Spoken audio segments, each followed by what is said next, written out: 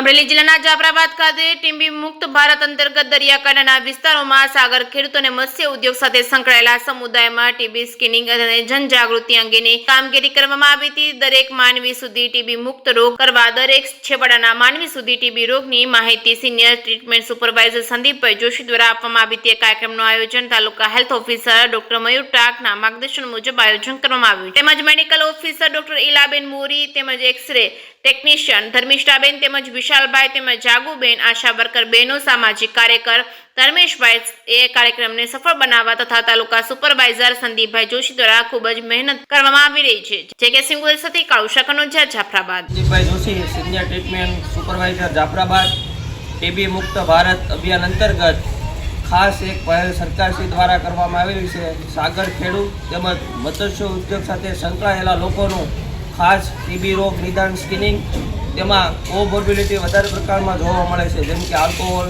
તમાકુ, તો આ લોકોનું તમામનું સ્ક્રીનિંગ કરી અને ટીબી મુક્ત માટે એક પહેલ કરવામાં આવેલી છે। જાફરાબાદ આરોગ્ય તંત્ર પરિવાર એક જાહેર અપીલ કરે છે કે કોઈને 15 દિવસ કરતાં વધારે ઉધરસ આવતી હોય, તાવ આવતો હોય, ભૂખ ન લાગતી હોય, વજનમાં સતત ઘટાડો થતો હોય તો સરકારી દવાખાનો અથવા પ્રાથમિક આરોગ્ય કેન્દ્ર ત્યાં જઈ અને રિપોર્ટ કરાવવો અવશ્ય જરૂરી છે।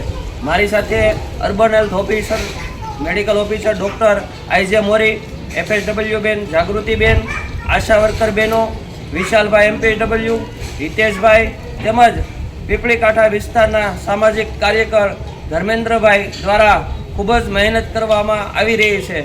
ટીબી હટાવો દેશ બચાવો, ટીબી હારેગા દેશ જીતેગા, સંપૂર્ણ સારવાર પાકું નિદાન। અસ્તુ ભારત માતા કી જય, વંદે માતરમ।